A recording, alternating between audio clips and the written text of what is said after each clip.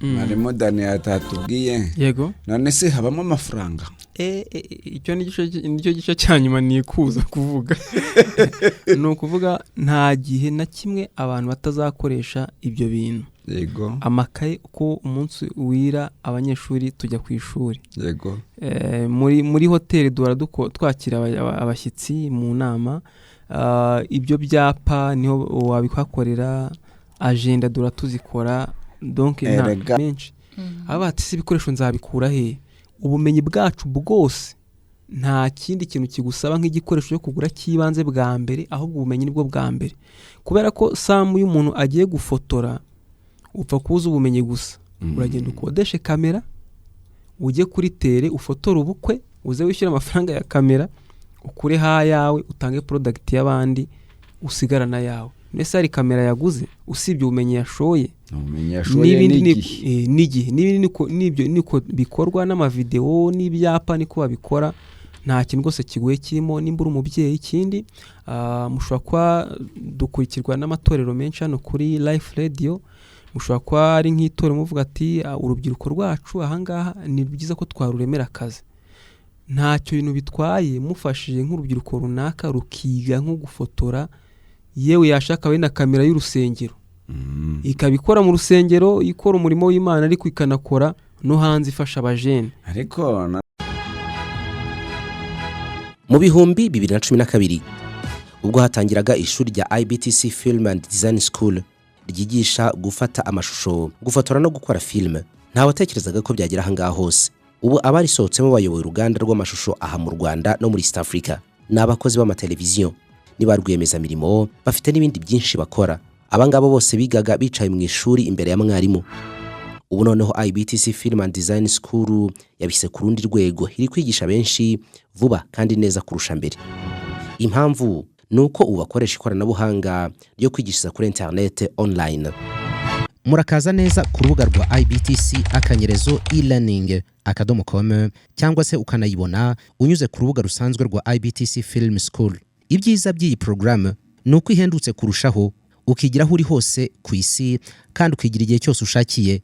Kwiyandikisha nabwo unyura kuri IBTC akanyerezo e-learning. Duhamagare kuri 0788 54 302 na 07 28 54 302. Umwihariko w'aya masomo nuko noneho IBTC bari kwigisha ubukanishi bwa moto ku buryo ishwanyaguza ugashyira hariya ukongera ukayiteranya mu kanya nk'ako guhumbya, kandi byose biri online. Natugezeho ibyiza byo muri IBTC. Murakoze cyane Solange na Sam, turabashimiye ndetse n'abakurikiye Life Radio, umuryango mugari wacu. IBTC natwe turafatanya bikorwa ba Life Radio kandi ariko nimwe dushimira cyane. Dufite rero dusanzwe dufite amasomo y'igihe gito, ibyo bita short courses. Ntago ari ubwa mbere tubivuze, ariko twifuza no kubivuga mu buryo bwimbitse, abakunzi bacu bakabyumva ku buryo burambuye bakabisobanukirwa. IBTC ni ikigo kimaze imyaka 13 gikora. Dukorera kwa Rubangura muri etage ya 4 mu muryango 106.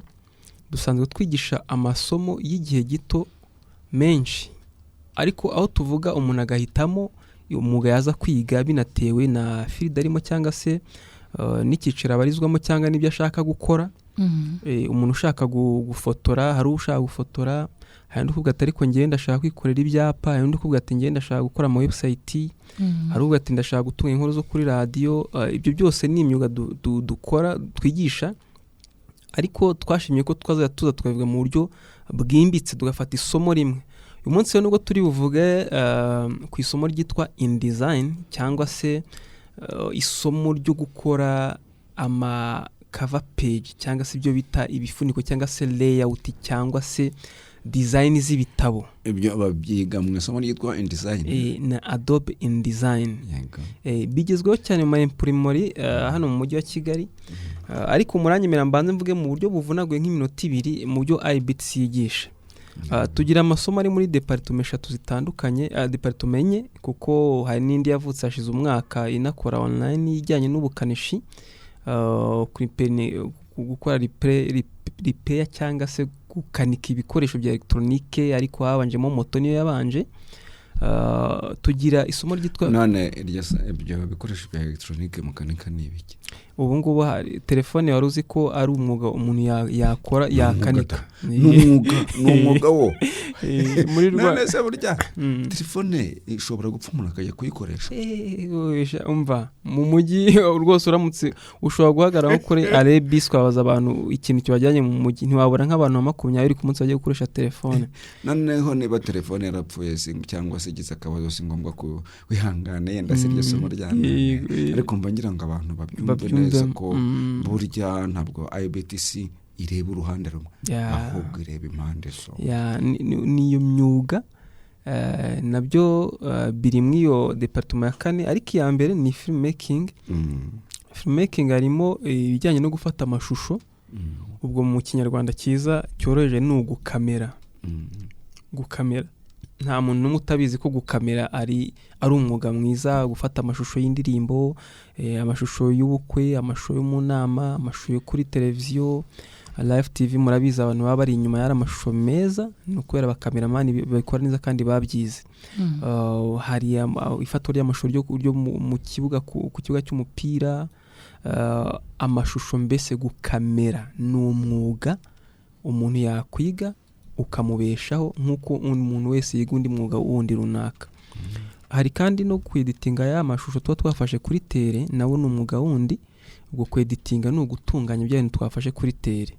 Hari impamvu dufata indirimbo nko muri korali, nyuma hakaza muri ibyo bita post production abantu bakazajya kweditinga, nibyo bita kweditinga. Iwe rero ni umwuga mwiza kandi nakazi. Ahari gukora ibyo bita animation, ibyo bita motion graphic, abantu batumva basanzwe babibamo barabyumva neza, ariko abantu bajya babona cartoon kuri abazanimatinga, ibyo bita ama TV sport, no publicité duto, ariko kwanima amagambo, kwanima inyuguti, kwanima ikindi kintu runaka, ukabona nka logo barayanimye, ukabona ishwanyaguritsemo nk'indege ivuyemo umuneke. Mbese ibyo bintu bita motion graphic ni ibintu bakoresha mu publicité ariko bigezweho cyane. Hakaza n'ibijyanye no gukora inkuru zo kuri radio. Hano turi kuri live radio byose niko mubyigisha, byose turabyigisha kandi biba biri mu kinyarwanda cyiza gitomoye. Asira wa mumbarije koko ibyo bintu Solange se ko ibyinshi yanabyiza bizi. Rirexera cyane rwose. Niyo mpamvu bahorana udushya. Noneho urumva no turi kuri radio, hari uburyo amakuru atunganywa, hari uburyo ibiganiro biri pre-recorded bitunganywa, hari uburyo amakinamico bayatunganya, hari uburyo bakoramo amapublicité yamamaza. Ibyo nabyo turabyigisha muri software yitwa Adobe Audition. Murabizanga kuri radio ni dukoresha cyane mu radio yose ari popular ku isi, niyo software izwi dukoresha. Rero umuntu washaka none kwiga kwandika film, tunavuge rwose ni byiza ko nivuga butumwa na filime ducishamo ivuga butumwa. Ni ibintu bitanga umusaruro. Turabizi filime ya Yesu, buriya mbere ko bayandika bakorera filime ya Yesu, babanje kwandika script, kwandika inyandiko izabanza kuvuga ukuntu izagenda. Script ni nkuko wajya kubaka plan y'inzu ukavuga ngo ndabanza nyishushanya, nabwo rero ushushanya ukuntu iyo filime izaba imeze, cyangwa se ishobora kuba ari filime mbara nkuru, ishobora kuba filime y'ibintu byabayeho. Nk'ubu ngiye kuvuga kuri documentaire ya Dove Hotel, ngomba kubanza nkandika script. Nzahera Dove Hotel mfite amafoto icyubakwa mbyandike, nzahera Dove Hotel maze kugera naha, inyuma hakazamo radio. Ibyo ngomba kuba warabyanditse mbere kujya gufata amashusho yabyo. Rero script writing ni isomo naryo ryigwa n'abantu bashaka kwandika film, kandi ni umwuga utunze abantu. Irindi rya nyuma riri muri filmmaking ni isomo rijyanye n'ibyo gukoresha amatara. Amatara, uburyo basettinga amatara yo kuri tere. Ndi gufotora nijoro, ni gute ndi busettinga amatara. Ngiye gufata ikiganiro cyo kuri televiziyo nko kuri live TV, ni gute turi buhuza amatara. Ese uyu muntu ko yaje yambaye umwenda w'umweru, turakoresha amatara meza gute? Ese araba afite urumuri rungana gute? Uzabona no kuzuba ko abantu bajya gushutinga indirimbo cyangwa gufata amashusho y'indirimbo cyangwa na film cyangwa n'ikindi kintu runaka, ubone bari gucana amatara ku manywa izuba riri kuva. Kubera iki? Haba hari technique behind ituma bashobora kwatsa itara kugira ngo wenda rigabanye urumuri rw'izuba nyine rusanzwe. Haba hari uburyo bw'abahanga babisetingamo, ariko muri make iyo niyo filmmaking. Hazanye n'isomo ryitwa graphic design. Graphic design ibirimo no gufotora twagiye tubivuga mu buryo burambuye, amafoto atandukanye, yaba yo mu birori, yaba afotorwa abantu mu birori runaka, cyangwa se inyamaswa muri parike, cyangwa ibicuruzwa, cyangwa ahantu runaka. Mwarimu arakaza amasaha ari kugenda. Ndumva mfite amatsiko ya InDesign yakomeje injya mu mutwe ngo numve kubera ayo masomo yandi mutanga.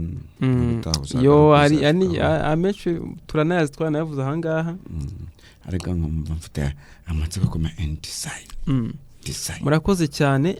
Adobe InDesign ni software ikorerwamo ama design y'ibitabo. Iyo tuvuze ibitabo ntabwo bigarukiye ku gitabo kino cyanditswe n'abahanga gusa, ubwo duhita tuvuga agenda, uburyo bakora agenda, duhita tuvuga uburyo bakora invitation, duhita tuvuga uburyo bakora kalendari, duhita tuvuga uburyo bakora amakaye, makaye abana bajyana ku ishuri. Ari gihe tubibona twabona ibintu byakorewe hanze, ariko ibyo niho babikorera muri iyo software twa Adobe InDesign. Murabizi imprimerie ni ikintu cyatangiye kera. Murabizi ko igitabo cya mbere cy'imprime ku isi ari Bible, muri imprimerie y'Abadage yitwa Gutenberg. Rero bari abantu ubwo batari bavumbura InDesign, ariko iyo software ikemara kuza habaye publication y'ibitabo bya Gikristo byinshi cyane. Ntabwo rero byagarukiye ku bitabo byandikwa n'abahanga, ahubwo hahise hakorwa n'utwo dutabo dutandukanye. Agenda bayikora gute, ama invitation warahakorera, kalendari wazihakorera, amakayi. Hari umuntu wize iwacu akimara kwiga iwacu nta yindi somo yize, yahise ajya gukora business yo gukora amakayi. Donc yarangura impapuro, agakora ibifuniko cover page y'ayo makayi, agashyiraho design ze. Ashobora gushyiraho wenda Visit Rwanda, ashobora gushyiraho inyubako y'umujyi wa Kigali runaka, ashobora gushyiraho ingagi, yarangiza akandikaho ikayi nyine igasohoka ari ikayi. Rero iyo ni imyuga myiza, kandi abantu bari bazi ko bidakorerwa no mu Rwanda, ariko IBTC irabyigisha. Dufite n'ubuhamya bw'abantu byashobotse babikora, basanzwe babikora kandi byateje imbere. Ariko ari ikindi kibazo, mujya mushobora no gukora impapuro zino duplicata, yego mukazikora neza mukaguzikura mu bibabi by'ibiti, urugero simbizi. Oya, ibyo byo ntago tubikora. Nibyo nkubwira, InDesign hari icyo bita raw material cyangwa se matière première. Nuko abantu bagura mwe nizo mpapuro, noneho bakagura n'izindi mpapuro zikomeye mu nganda birumvikana zizikora. Hanyuma umuntu w'umudesign icyo akora we ni ugukora ya ma design, nimba ibishushanyo ari bushyireho, amalogo ari bushyireho, uburyo ashyiraho location, uburyo akora ibyitwa infography, byose nibyo akoresha. N'utu dukayi duto two muri hoteli mujya mubona, ukabona hashushanyowe Dove hoteli, tujenda duto twose niho dukorerwa. Mwakazi cyane. None se kwiga iryo somo InDesign ku buryo wagenda ukikorera igitabo, ukagishyiraho igifuniko cyiza, ushaka ugashyiraho igisa n'icya Bibiliya, yego, cyangwa ugashyiraho igisa, washyiraho n'ifoto yawe. Tuvuge nkawe Samu, rwose igihe ugeze mu cyo kwandika ibitabo, rwose uzahita wiga InDesign kugira ngo ibitabo byawe uzajye ubyikorera. Nubwo iyi ni foto ye, rwose bizari byiza kugira ngo experience ufite. Urabizi umusaza ugiye ni nk'inzu y'ibitabo ibigiye. Bifata rero igihe cy'ukwezi kumwe kuba umuntu arangije kwiga iryo somo. Sura wabyumva ngo umusaza ugiye ngo ni inzu y'amatafari ahiye yuzuye ibitabo nayihiye. Ariko umuhanzi nyine ntagapfa, niyo mpamvu iyo umuntu yasize ibyo bitabo bihora bisomwa, n'ayo mateka ntago yibagirana. Noneho rero ubwo mwigisha no gukora script, umuntu wabihuza. Imana bamugisha. Rero ibyo somo ni ukwezi kumwe, riri na online abantu bashobora kuryiga kuri telefone zabo cyangwa kuri mudasobwa. Abantu badukurikira bari hanze turabashimiye cyane, bakiga online, bashobora kubyiga mu buryo bw'amafaranga kandi make ya pari raporo n'ibindi bintu uramutse uje kwigira iwacu icyo byagusaba. Marimo Dani yatatubwiye. Yego. None se habamo amafaranga? Icyo nicyo gice cyanyuma nikuza kuvuga. No kuvuga nta gihe na kimwe abantu batazakoresha ibyo bintu. Yego. Amakaye uko umunsi wira abanyeshuri tujya ku ishuri. Yego. Muri hoteli twakira abashyitsi mu nama, ibyo byapa niho wabikwakorera, agenda tuzikora. Donc erega uko byagenda kose ikayi n'ikaramu ntibiteze kuzata agaciro. Ntibiteze kuzata agaciro. Cyangwa urareba naha ngaha ikayi n'ikaramu ntibiteze kuzata agaciro. Rero ni umwuga mwiza, kandi ikindi abantu babikora ntabwo burya tuba dutagitinze isoko rya hano mu Rwanda gusa, ahubwo tuba dufata isoko ryo ku isi hose. Kubera ni imyuga iri international, uko tubyigisha niko no muri Amerika uzasanga babyigisha, uko bikorwa ni bimwe, nta kintu tubyigisha ku kigero kiri international. Rero ni nabyiza ko dutangira gutekereza ku imyuga yagutse yambukiranya imipaka. Tutavuga ngo tuziga guteka birangirira aha, tuziga nyine imyuga abantu basanzwe bazi ngo niyo umuntu yagenderaho gusa, ahubwo niyo myuga nayo ibishoboka.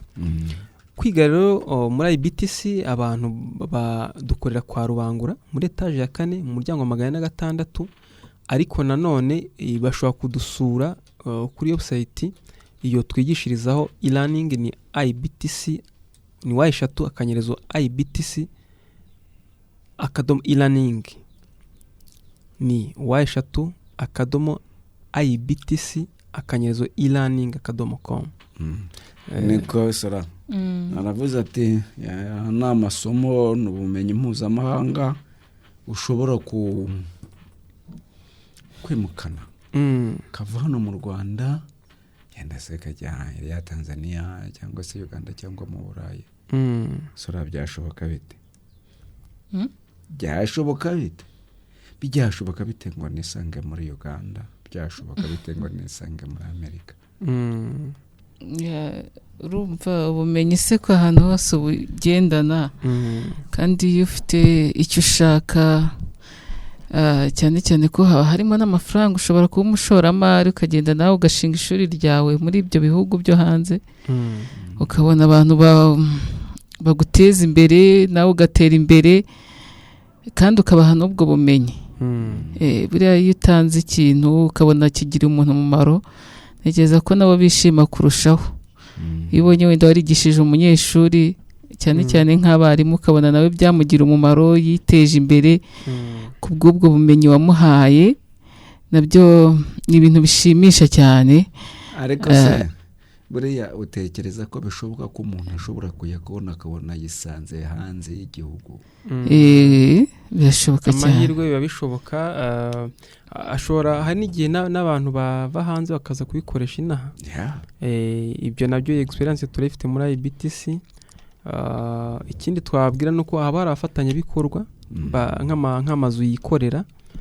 Tweye abantu bamaze kwiga iwacu ntabwo batubwira ngo nakaza, ariko ushobora kuba ari nk'internship cyangwa se kwimenyereza, ariko umuntu akubwira mu abanyeshuri ajya kwimenyereza muri iki kintu kubera ko mfite maison de production bikora, bimenyereza umwuga, kandi haba hariho akantu bita transport cyangwa se nka motivation ariko ifasha wa munyeshuri gukunda ibyo bintu no kuba yaba motive muri byo.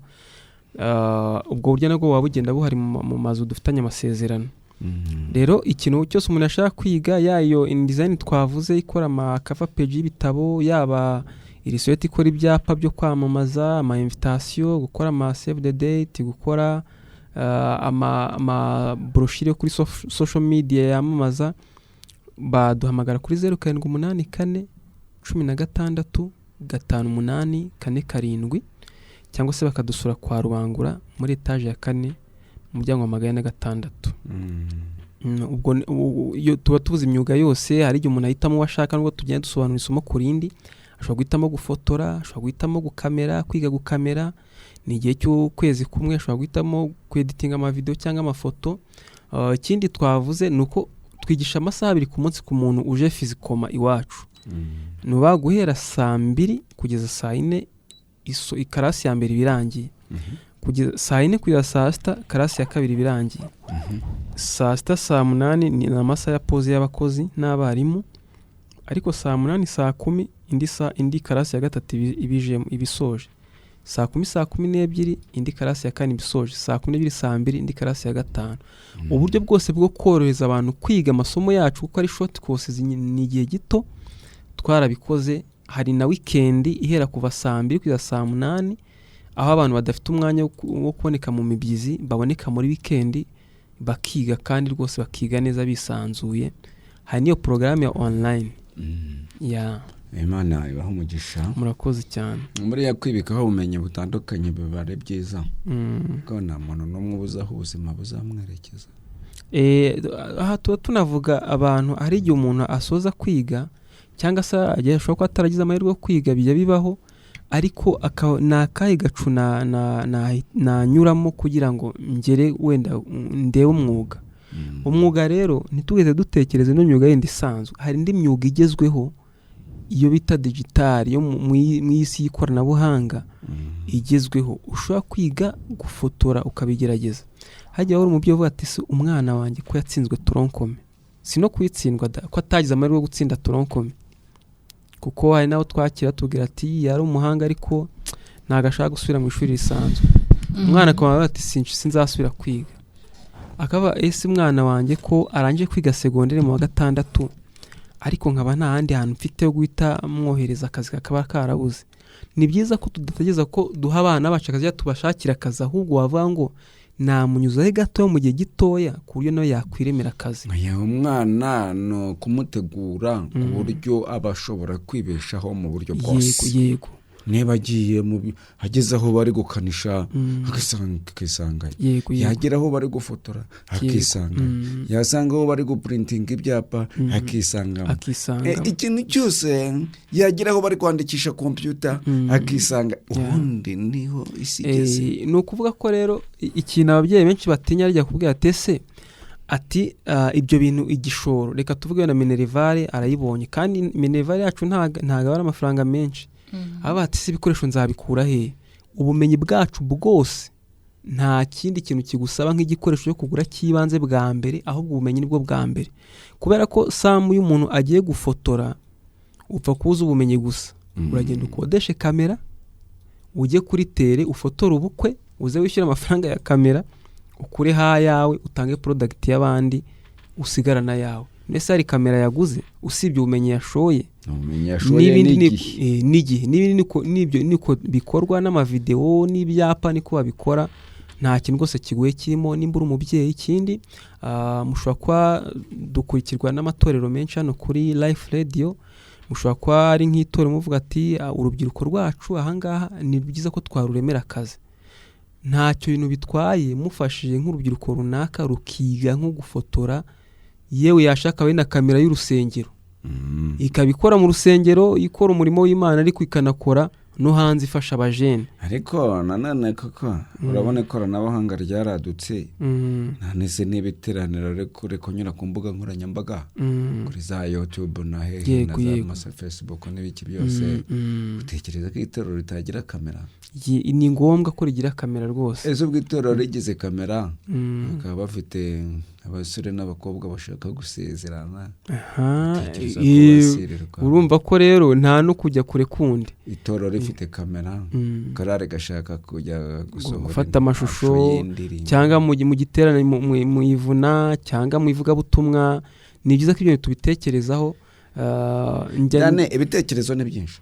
Ahubwo hari akabazo gateye amatsiko. Ese buriya nk'umubyeyi abonye amafaranga make nyine ndabirashoboka ko ariko nanjye umubyeyi ashobora kuba afite n'abana benshi, ariko akavuga ati buriya nubwo yarangije kaminuza akaba afite masters cyangwa akaba afite doctora, ariko burya no kumenya gufotora ni ngombwa. Yego. Si ngombwa ngo najye kwandika igitabo hazagombe abana cyandikisha ahandi cyangwa ama design yakoresha ahandi, cyangwa ngo ajye gutira kamera yo gufata amafoto kandi yenda hari ayo yakwifatira. Hari ukuntu mwakorohereza abo babyeyi mukabashakira abaterankunga scholarship abana hajya habaho ibyo bita kugabanyirizwa amafaranga. Tunabivuga n'abantu baje ari amagurupe ari abantu benshi bo kubagabanyiriza bari nk'itegeko, kuko mu by'ukuri ubonye finance ziye rimwe kandi n'abantu baje kwigira icyarimwe ukabashyira muri programme baziranye bagendana, turabikora cyane. Ikindi twavuga ku babyeyi, hari igihe udafite ubushobozi bw'ako kanya n'uburyo bwo kwishyura, hari pourcentage yishyura andi ukazayishyura umunyeshuri agiye gusoza. Uburyo bwose twe twarabutegereje kandi turabukora. Nk'icyo wari uvuze abantu biga muri kaminuza, ni byiza ko dutangira gutekereza ko bitaba umutwaro. Ese ndangije kwiga amashuri imyaka 4, maze imyaka 4 nta kazi ndabona. Ni byiza ko twongera gutekereza ikindi kintu. Ese imyaka 4 ko wize kontabilite, ariko se kontabilite nimba utarabona ikigo ujya gukoramo kontabilite, si byiza ko watangira ka business gatoya. Ndabizi hari ibigo bya leta bihari bitanga inguzanyo, ushobora ufite umushinga mwiza. Waruzi ko hari ahantu batera inkunga imishinga hanze hanga nyakubahwa Sam. Icyambere ni igitekerezo n'umushinga. Niyo scholarship nande kuvuga senzi namba wabyumvise. Niba baza ari nk'itsinda ry'abakobwa tubigisha ku giciro gitoya rwose, kandi na scholarship mwabashakira. Scholarship n'abarangira miryango mu matorero mu miryango mpuzamahanga ntibyashoboka. Bishyize hamwe ariko ari nka benshi. Iyo bishyize hamwe birashoboka cyane. Atari umuntu umwe. Atari umuntu umwe. Birashoboka cyane iyo bishyize hamwe. Turafasha twakira abantu baturutse mu miryango itari ya leta, mu bigo runaka, mu madini n'amatorero, tukigisha abantu babo kandi bigenda neza. Ikindi hari ubufatanye bushya twagiranye n'ikigo cya Sony, nicyo gikora bino bikoresho by'amakamera. Urumva tuba dufite na connection nziza. Abantu bashaka gukora amapratique nk'abastageri biga multimedia bajya bamenya ko kuza muri IBTC ari ukuza ahantu heza. IBTC yagize impact nziza ku mateleviziyo yose mu gihugu cy'u Rwanda. Usanga mu cameraman wacu naha muri Life TV harimo abakameramani benzi wacu. Ahantu hose amateleviziyo yose nujya ku kibuga bari kwerekana umupira bafata amashusho, uzabaza abantu baciye muri IBTC. Abakameramani bacu ko mbona babikora neza cyane. Babikora neza rwose. Nashimiye Rehema, amashusho abagaragara neza. Ariko nyine tuba tumubona neza, ariko abakameramani nibo buryo nibo bari kubitunganya, nibo bari gukora umuti nk'uko ubwo tubona umunyamakuru arasa neza, amashusho meza. Rero IBTC yigisha abantu benshi muri kino gihugu. Aba public relation b'uturere bakora. Yego ndakunda. Ntacyo wakongeraho ngo dusoze ko mbona sagaruke vuba Daniel, dore uduteye amatiko. Abantu ntibakabyumve nk'inzozi. Hari igihe n'Imana iba yaraguhaye n'isezerano ukaridindiza, kandi urumva ukwezi kumwe ntago ari kwinshi, n'amafaranga bari ntago ari menshi. Ubumenyi bwose waba ufite kwiyongereraho umwuga, mbona umwuga muri iki gihe cya none yose waba ufite n'imyaka yose, waba uri umuhungu, waba uri umukobwa, waba uri umugabo, waba uri umugore, waba uri umusaza, waba uri umukecuru, bose imyuga yacu urayiga bigashoboka cyane. Birashoboka cyane rwose.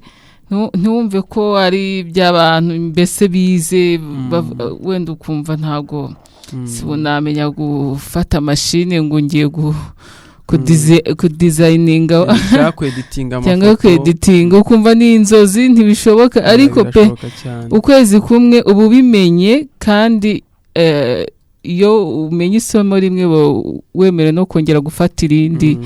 Rero abantu ntibibuza amahirwe rwose, kandi mugane IBTC.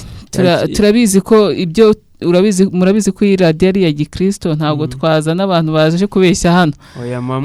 Ibyo bavuga twebwe twarageze, turabizi neza ko ariko kuri.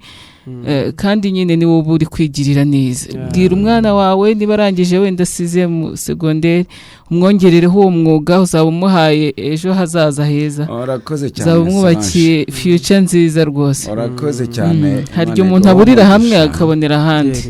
yego Solange avuze ibya IBTC yazageza nejo bundi burya cyawe nanga kubivuga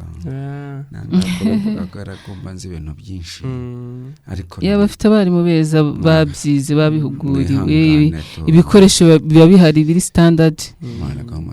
Reka dusoze rero reka dusoze tubabwira ngo ni kari muri IBTC kandi tubaha nimero bashobora kutuhamagaraho ushaka kwiga gufotora, gufata amashusho, kweditinga ibyapa, ubukanishi bwa moto, gukora ama invitation, uraduhamagara kuri 0784 16 58 dukorera kwa Rubangura muri etage ya 4 mu muryango wa 6. Imana igaho umugisha, nimwe mukoze cyane. turagutegereje ubutaha nabwo uzongera utuvungurireho. Yego murakoze cyane. Ariko akaga kabaho rwose. Ubwo uzi wa muhungu wanyiciye amafoto uko ambwiye ngo rekamo amafaranga ngo twongere dukodesha imyenda y'abageni ngo nabo yongera dufotore nkaho birimo kuba. Hanyuma se ubwo gitifu muramuhamagara nawe muri iyo kinamicora suko kandi ubundi nakubwiye nibishinge IBTC rwose nibo bahanga mu gufotora ibirori. Sinzi niba uri kumva karite byikorewe n'abarimu babyigisha.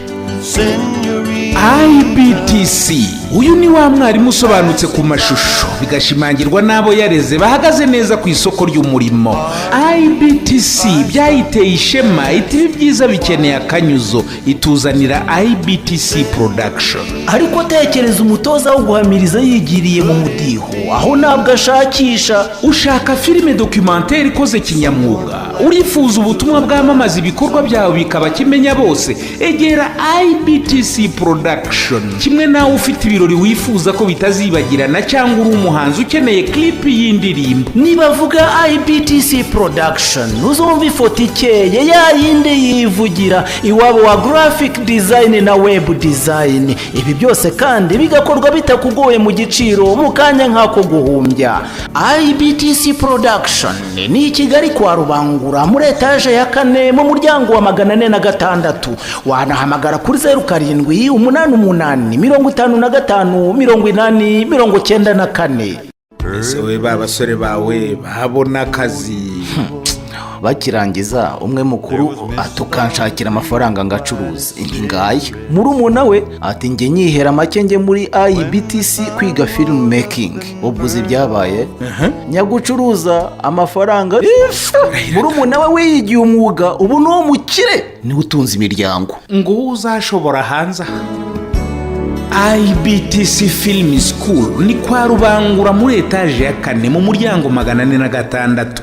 Wanahamagara 0788554302 bitise ukajya ku rubuga wa#ibtcfilmschool.com.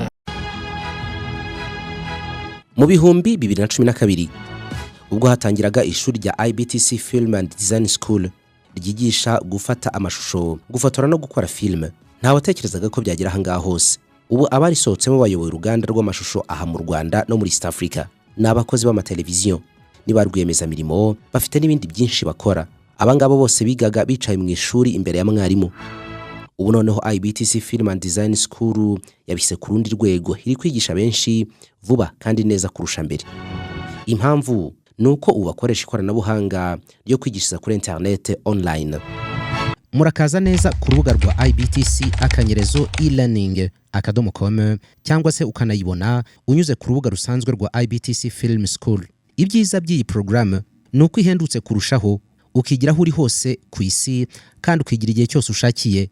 Kwiyandikisha nabwo unyura kuri IBTC akanyerezo e-learning. Duhamagare kuri 0788 54 302 na 0728 54 Umwihariko w'aya masomo nuko noneho IBTC bari kwigisha ubukanishi bwa moto ku buryo ishwanyaguza ugashyira hariya ukongera ukayiteranya mu kanya nk'ako guhumbya, kandi byose biri online.